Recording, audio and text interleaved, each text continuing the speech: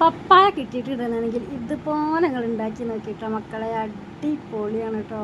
കാരണം നല്ല ടേസ്റ്റ് ഉണ്ട്. അപ്പോൾ പപ്പായ നമ്മൾ കറി വെക്കാൻ മാത്രമല്ല അച്ചാറിടാൻ നമുക്ക് പപ്പായ ഉപയോഗിക്കട്ടെ, ജ്യൂസ് അടിക്കാനൊക്കെ ഉപയോഗിക്കാം. നമുക്ക് ഹലോ അസ്സലാമു അലൈക്കും. നമുക്കിന്ന് പപ്പായനോട് ഒരു അച്ചാർ ഉണ്ടാക്കട്ടോ. ഞാൻ കുറേ ദിവസം ഇവിടെ കൊണ്ടുവന്ന് വെച്ചിട്ട് ഞാനിതുവരെ 3 കൊണ്ടുവന്നിനി. അപ്പോൾ ഞാൻ അപ്പോൾ എടുത്ത് നോക്കിയതാണ്. ഞാൻ കൊണ്ടുവന്നിട്ട് ഇപ്പോൾ ഒരു 15 ദിവസമൊക്കെ ആയി. അപ്പോൾ ഞാൻ എടുത്ത് നോക്കിയപ്പോൾ ഒന്ന് പഴുത്താണ്, അല്ല 2 പഴുത്താണ്. അപ്പോൾ അത് ഞാനിവിടെ വെച്ച് ചർച്ചിച്ചു. അപ്പോൾ ഇതിനോട് നമുക്ക് അച്ചാറിടാം. അപ്പോൾ ഞാൻ വിചാരിക്കേണ്ടത് ഇടണം വിചാരിച്ചു ഞാൻ ഇരിക്കും. പക്ഷെ നേരം കിട്ടുന്നില്ല, എനിക്ക് നേരം കിട്ടാനില്ല, ആവൂല വിചാരിച്ചു നിർത്തിരിക്കും.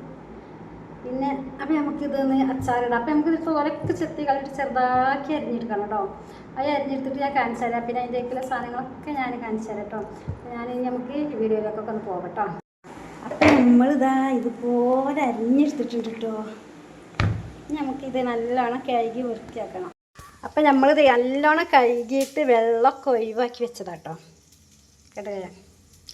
ഇനി നമുക്ക് വേണ്ട സാധനങ്ങൾ ഇഞ്ചി വെളുത്തുള്ളിയും ചതച്ചതുണ്ട്, പച്ചമുളകുണ്ട്, കറിവേപ്പിൻ്റെ ഇലുണ്ട്, പിന്നെ കടക്, ഉലുവ, അച്ചാർ പൊടി കേട്ടോ നേരത്തത്. പിന്നെ ഇതതുപോലെ മുളക് പൊടി, മഞ്ഞൾപ്പൊടി, പിന്നെ കായപ്പൊടി, പിന്നെ വിനാഗിരി, എണ്ണ ഒഴിച്ചെടുക്കാം. നല്ലെണ്ണ ഒഴിച്ചെടുത്തിട്ടുണ്ട്. 2.5 ടേബിൾ സ്പൂൺ നല്ലെണ്ണ ഒഴിച്ചെടുത്തിട്ടുണ്ട് കേട്ടോ. ഉലുവയും കടുകും പൊട്ടിച്ചെടുക്കട്ടോ. ഇത്ര നോട്ടെ പൊട്ടിച്ച കടകും ഉലുവയും ഒപ്പം ഇട്ടെടുത്തേക്ക് കുഴപ്പമൊന്നുമില്ല കേട്ടോ.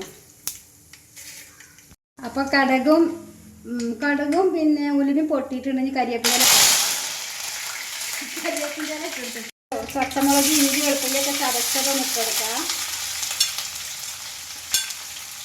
നല്ലോണം വഴറ്റി കൊടുക്കണം കേട്ടോ. നല്ലോണം വഴറ്റി ഇങ്ങനെ അതിന് പച്ചച്ചവ മാറുന്ന വരെ വഴറ്റിയാൽ മതി. ഈ ഫ്ലെയിം ഓഫ് ആക്കിയിട്ട് നമുക്ക് പിന്നെ ഇതിടണം, പൊടികളൊക്കെ ഇട്ടെടുക്കുക. ഫ്ലെയിം ഓഫ് ആക്കിയിട്ട് ഇട്ടെടുക്കാം. ഇട്ടെടുക്കുക. മഞ്ഞൾപ്പൊടി ഇട്ടെടുക്കുന്നുണ്ട്, കാരണം കുറച്ച് തോനുണ്ട് കേട്ടോ എൻ്റെ അച്ചാർ ഞാൻ ഉണ്ടാക്കുന്നത്. ഇനി നമുക്ക് മുളക് പൊടി ഇട്ടെടുക്കാം. മുളക് പൊടി ഇട്ടെടുത്ത് പിന്നെ നമുക്ക് ഉപ്പിട്ടെടുക്കാം. ഉപ്പും പാകത്തിന് ഇട്ടെടുക്കുന്നുണ്ട്. ഉപ്പ് ഞാനിങ്ങനെ ഇട്ടെടുക്കാൻ ഏറില്ല, കാരണം ഇതിൽ വിനാഗിരി പാറില്ല. പിന്നെ നമുക്ക് കായ ഇട്ടെടുക്കാം. കായപ്പൊടി പൊടി ഇങ്ങനെ ഇളക്കി കൊടുക്കണം, അതിനനുസരിച്ച് ഇട്ടെടുക്കാം.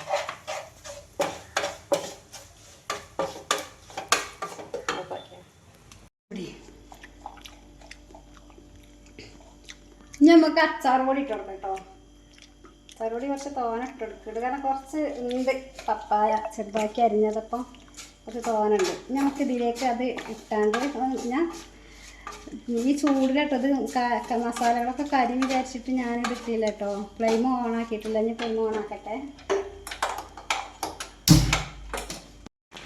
അപ്പോൾ നമുക്ക് ഇത് ഇതിക്കൊണ്ട് ഇട്ട് കൊടുക്കാം. എന്നിട്ട് ഇളക്കി കൊടുക്കാം. നല്ലോണം ഇളക്കിയിട്ട് വിനാഗിരി ഒഴിച്ചെടുക്കാം കേട്ടോ.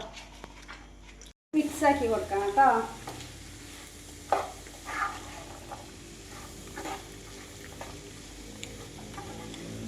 വിനാഗിരി ഒഴിച്ചെടുക്കാം കേട്ടോ. നല്ല ഒഴിച്ചെടുക്കുന്നുണ്ട് ഞാൻ, കാരണം നോക്കട്ടെ. ഞാൻ ശർക്കര ഇട്ടെടുക്കാം. ഒരാണില്ല കേട്ടോ, അര ശർക്കരൻ്റെ അര. പിന്നെ പാർന്നെടുക്കണം നമ്മളിതാ ഒഴിച്ചെടുക്കുന്നത് പുളിവെള്ളം. അത് ശർക്കര കിടുമ്പോൾ മൈൻറ്റെയിൻ ചെയ്ത് വെക്കുള്ളൂ. അപ്പോൾ ഈ ശർക്കര ഇതിൽ കിടന്നങ്ങനെ അങ്ങോട്ട് ഉരുകി പൊയ്ക്കോളൂ കേട്ടോ. ഇനി നമ്മളൊന്ന് ചൂടാക്കിയതിന് ശേഷം നമുക്ക് ഫ്ലെയിം ഓഫാക്കി കൊടുക്കുക. എന്നിട്ട് പിന്നെ തണുത്തതിന് ശേഷം നമുക്കൊരു ബോട്ടിലേക്ക് ഇത് മാറ്റാം കേട്ടോ. അപ്പോൾ ഇതാണ് പപ്പായ കൊണ്ട് ഞാൻ അച്ചാർ ഉണ്ടാക്കിയിട്ടോ. അടിപൊളി ടേസ്റ്റാണ്. എല്ലാവരും പോലെ ഉണ്ടാക്കി നോക്കണം കേട്ടോ. ഇതിലൊരു പ്രത്യേകത എന്താ വെച്ചാൽ വെള്ളം ഒരിക്കലും നമ്മൾ തൊടിയിക്കരുത് കേട്ടോ. നമ്മൾ വെള്ളം പിന്നെ നമ്മളിത് കോരിടണ കോരിമേലോ അല്ലെങ്കിൽ നമ്മൾ ആ ബോട്ടിലോ ഒന്നും വെള്ളത്തിൻ്റെ ഒരു അംശം പോലും ഉണ്ടായിരുന്നു. അങ്ങനെ അംശം ഉണ്ടായിട്ടുണ്ടെങ്കിൽ വേഗം പൂക്കും കേട്ടോ.